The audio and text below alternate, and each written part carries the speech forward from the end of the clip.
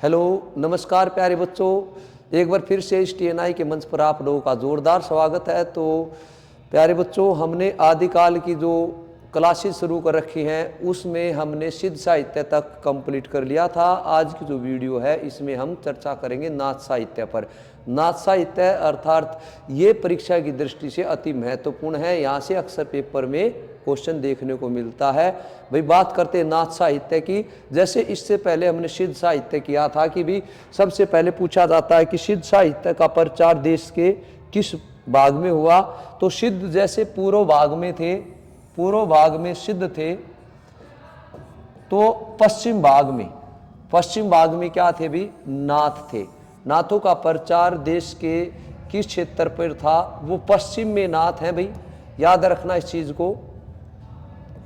अगर पूछा जाता है कि नाथों का प्रचार किस क्षेत्र पर था देश में, तो पश्चिम, और सिद्धों का पूर्व।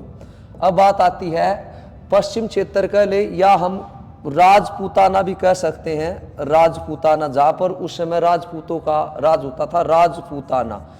इस क्षेत्र पर या ये पूरा का पूरा जो क्षेत्र है, यहाँ पर नाथों ने अपने मत का प्रचार प्रसार किया।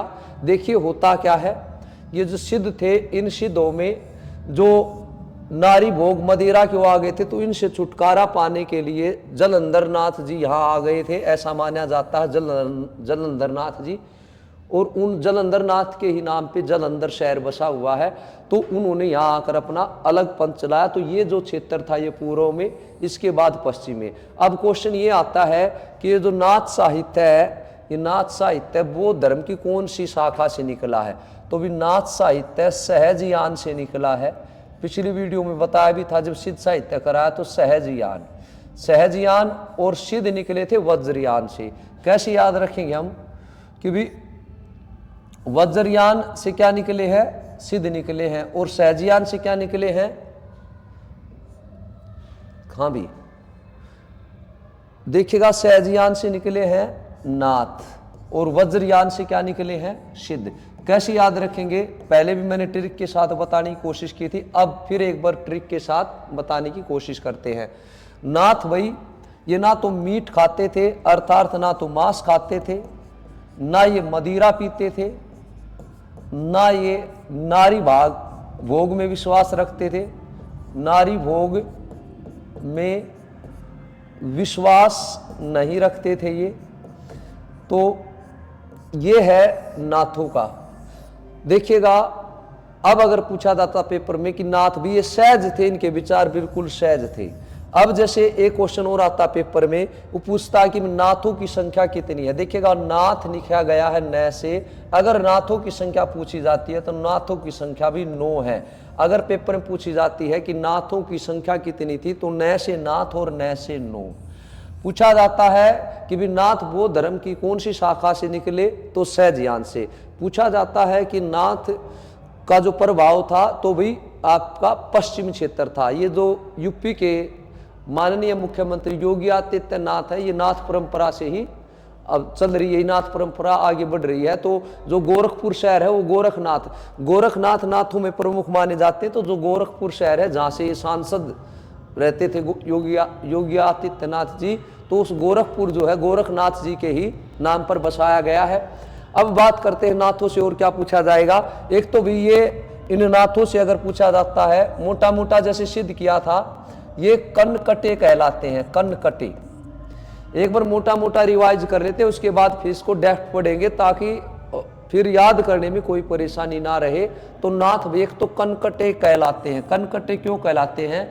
क्योंकि ये नाकों में छेद करके, नाकों को बड़े बड़े छेद करके और पत्थर की लो पहनते थे। जैसे योगी आदित्यनाथ को अगर आप देखेंगे, योगी जी को, तो वो नाक अब भी कानों में जो ना वो पहन रखे हैं, तो इसलिए इनको कनकटे कहा जाता है। कनकटे। दूसरा मेन बात क्या है, इन नाथों ने क्या किया भी? इन नाथों ने अर्थात गोरखनाथ ने हठ योग चलाया था। क्या चलाया था? हठ योग। ये बहुत ज्यादा पेपर पूछा जाता है कि भी हठ योग किसकी देन है? नाथों की देन है, गोरखनाथ जी की देन है। इस हठ में है का अगर हम मतलब समझते हैं, पूछा जाता तो है का मतलब होता है प्यारे बच्चे सूर्य, और ठे का जो मतलब होता है, ठे का मतलब होता है चंद्रमा, अर्थात सूर्य चंद्रमा जो है इनको साक्षी मान के हम योग करते हैं। सूर्य और चंद्रमा को साक्षी मान के उस प्रभु को आप स्मरण कीजिएगा, याद कीजिएगा। इस हठ योग, एक ईड़ा नाड़ी का प्रतीक है तो दूसरा पिंगला नाड़ी का, कि भी सूर्य ईड़ा का तो चंद्रमा पिंगला नाड़ी का प्रतीक है। ये हठ योग ईड़ा और पिंगला नाड़ी के योग से बना है। अब बात ये आती है कि भी जो ये नाथ थे इसमें किस किस को ज्यादा महत्व दिया गया। तो सबसे पहले अगर नाथों की सबसे बड़ी विशेषता हो तो भी एक तो गुरु की महिमा, गुरु की जो महिमा है उसका गुणगान सबसे ज्यादा नाथों में मिलता है। गुरु को बहुत ज्यादा महत्व दिया गया है और जो गुरु की महिमा का वर्णन कबीरदास जी करते हैं वो गोरखनाथ से लेते हैं। अब दूसरी बात, एक तो गुरु की महिमा भी नाथों में देखने को मिलती है, गुरु का स्थानीय सर्वोच्च मानते थे।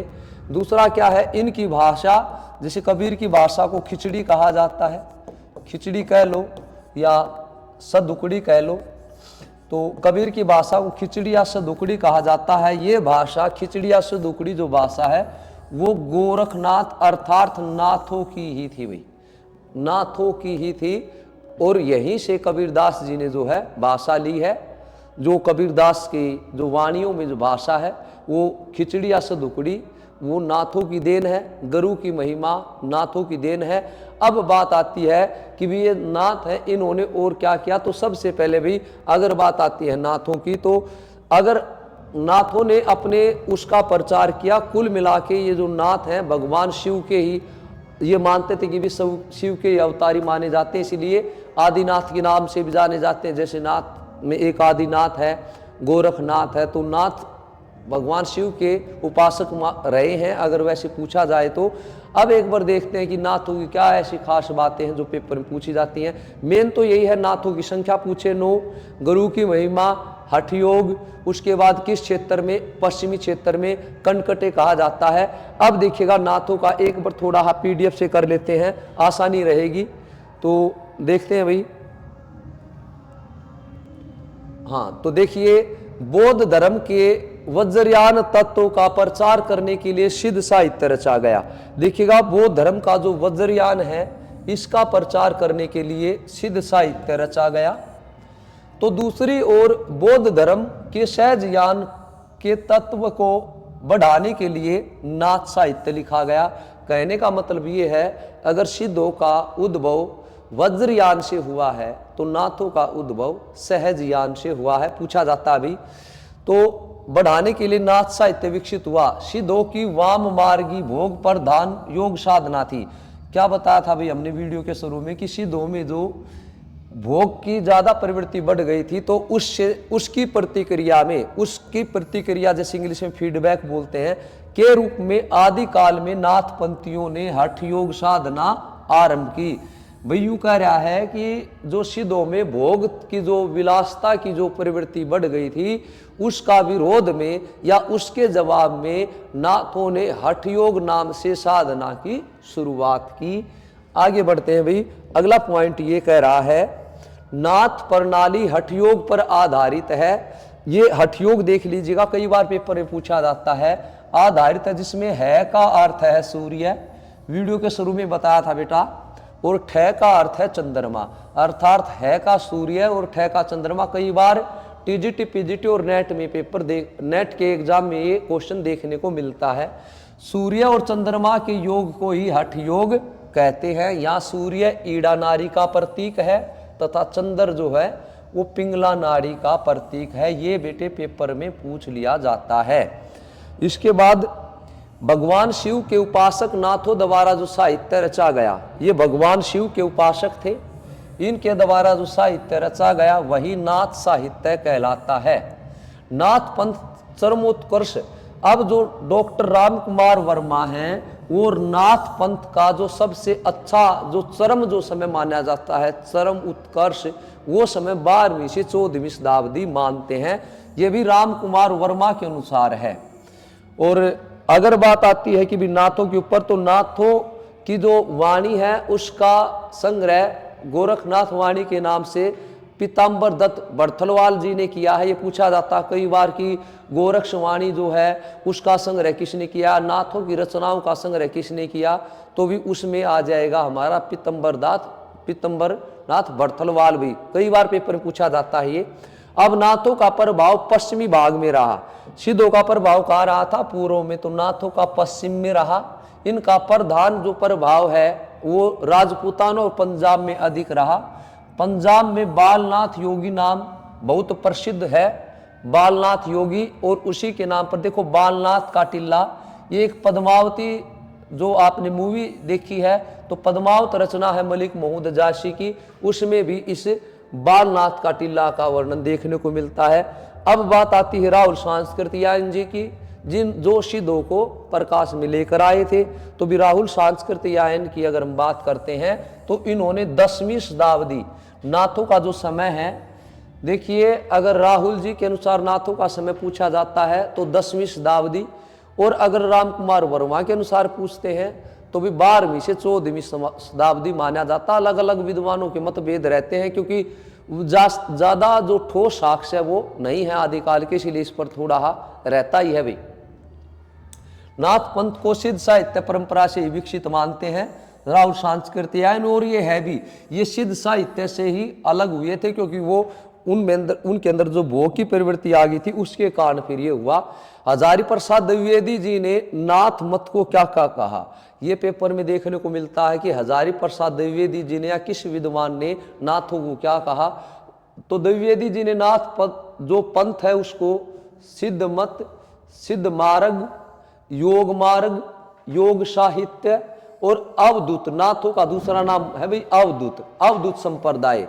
तो हजारी प्रसाद द्विवेदी जी ने इस नाथ संप्रदाय को सिद्ध मत, सिद्ध पंथ, योग मार्ग, योग साहित्य या अवधूत साहित्य नाम दिया है। आ जाता है कि भी कौन सा नाम नाथ साहित्य को हजारी प्रसाद द्विवेदी जी ने नहीं दिया, ऐसा आपसे पेपर में पूछ लेता है। नाथपंथी योगी कान में बड़े बड़े छेद करके लोस या स्फटिक के भारी कुंडल पहनते थे। वीडियो के शुरू में ही बताया था भी ये, इसलिए इनको कनकटे कहा जाता था, क्योंकि ये अपने कानों में क्या करते थे, बड़े बड़े छेद करके, जैसे योगी आदित्यनाथ जी पहनते हैं, ऐसे लो बोले तो लोहे के या स्फटिक बोले तो पत्थर के, सफेद पत्थर को स्फटिक बोलते हैं बेटे, जो क्रिस्टल सफेद पत्थर होता है उसके कानों में ये कुंडल पहनते थे, इसलिए इनको कनफटे योगी भी कहा जाता है। नाथ पंथ का ही विकसित रूप भक्ति काल में सबसे ज्यादा नाथों का प्रभाव, वीडियो के शुरू में बताया था बेटा, वो मेन पॉइंट थे। नाथ पंथ का विकसित रूप भक्ति काल के संत मत पर मिलता है, अर्थात जो कबीर है, जो ज्ञान मार्गी हैं, उन पर सबसे ज्यादा प्रभाव नाथ पथ का या नाथ पंथ का देखने को मिलता है। आचार्य रामचंद्र शुक्ल ने गोरखनाथ जी के बारे में क्या कहा है। आचार्य शुक्ल के अनुसार गोरखनाथ के नाथ पंथ का मूल भी यही वज्रयान रहा। अब पेपर में आ जाएगा, वैसे तो नाथों की उत्पत्ति बौद्ध धर्म की सहजयान शाखा से मानी जाती है, लेकिन अगर पेपर में आ जाता है प्यारे बच्चे कि भी आचार्य रामचंद्र शुक्ल बौद्ध, ये जो नाथों की उत्पत्ति है वो बौद्ध धर्म की किस शाखा से मानते हैं, अगर शुक्ल आ जाता है तो बेटे हमको वज्रयान करना पड़ेगा, नहीं तो सारे के सारे जो विद्वान हैं वो सहजयान से मानते हैं। इस चीज का हमें ध्यान रखना है। अब जैसे क्या कहा है शुक्ल जी ने, ध्यान से पढ़ेंगे इस परिभाषा को। अब गोरखनाथ के नाथ पंथ का मूल भी यही वज्रयान शाखा है। 84 सिद्धों में गोरखनाथ भी गिन लिए गए हैं, पर यह स्पष्ट है कि उन्होंने अपना अलग मार्ग चलाया, ये मानना है आचार्य रामचंद्र शुक्ल का। आगे बढ़िए भाई। नाथ संप्रदाय के प्रवर्तक गोरखनाथ माने जाते हैं। नाथ संप्रदाय अगर प्रवर्तक आते हैं तो गोरखनाथ माने जाते हैं, जबकि हजारी प्रसाद द्विवेदी जी, इस पॉइंट में दम है प्यारे बच्चे, हजारी प्रसाद द्विवेदी जी इस संप्रदाय के या नाथ संप्रदाय के प्रवर्तक मत्स्येंद्र नाथ जी को या मत्स्येंद्र नाथ को मानते हैं। इस चीज का भी हमें ध्यान रखना है। सारे के सारे विद्वान गोरखनाथ को नाथ संप्रदाय का प्रवर्तक मानते हैं, लेकिन हजारी प्रसाद द्विवेदी जी मत्स्येंद्र नाथ या मच्छेंद्र नाथ को नाथ संप्रदाय का प्रवर्तक मानते हैं। ये पॉइंट प्यारे बच्चों मैंने इसलिए इंक्लूड करे हैं आपकी पीपीटी में और क्लास में इसलिए डिस्कस कर रहे हैं क्योंकि यही पेपर में आते हैं, क्योंकि सब ये मानते कि नाथ का गोरखनाथ, तो गोरखनाथ हजारी प्रसाद जी ने भी माना होगा। इन्हीं का फायदा उठाया जाता है एग्जाम में और हम गलती से गलत कर देते हैं। हमारी गलती होती नहीं लेकिन गलती हमसे कराई जाती है, तो बिल्कुल सावधानी से देखें इन चीजों को। अब यह है कि भाई नाथों की संख्या 9 मानी गई है। गोरख सिद्धांत संग्रह में 9 नाथ गिनाए गए हैं। ये 9 के 9 नाथों के नाम है, प्रत्येक जगह मिल जाते हैं। तो भी आगे बढ़िएगा।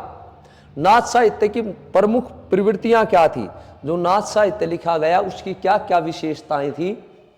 एक तो चित्त शुद्धि और सदाचार में विश्वास। ये शुद्ध चित्त अर्थात सच्चे मन के साथ भक्ति करते थे। कोई मीट नहीं, मदिरा नहीं, कोई किसी प्रकार का नहीं, सच्चा आचरण था, सच बोलते थे, सच्चाई के मार्ग पर चलते थे। नारी निंदा तथा सिद्ध साहित्य के भोग विलास का इन्होंने विरोध किया। एक तो नारी की निंदा की कि भी नारी जो है भगवान प्राप्ति में बाधा मानी जाती है, और सिद्धों के अंदर जो भोग विलास आ गया था उसका इन्होंने भर्त्सना की, उसका इन्होंने विरोध किया है। आगे बढ़ते हैं। बाह्य आडंबरों का विरोध जैसे कबीरदास जी ने किया था बाह्य आडंबरों का विरोध, इन्होंने भी बाह्य आडंबरों का विरोध किया है। यह है बेटा सबसे मेन। गुरु का विशेष महत्व है। वीडियो जब शुरू हुई तब भी मैंने बता दिया था कि नाथ साहित्य है उन्होंने गुरु को विशेष महत्व दिया है। और सबसे ज्यादा कबीरदास जी ने जैसे कहा है, गुरुर गोविंद दो खड़े काके लागू पैर, बलिहारी गुरु आपने गोविंद दियो बताए, वो भी इन्हीं का प्रभाव था। गोरखनाथ ने कहा है, देखिए गुरु के बारे में गुरु गोरखनाथ ने क्या कहा है। इतने महान गुरु थे और ये अपने गुरु को उससे मुक्ति भी दिला के लाए थे। अगर आप पढ़ेंगे व्याख्यान पूरा का पूरा शास्त्रों में लिखा हुआ है।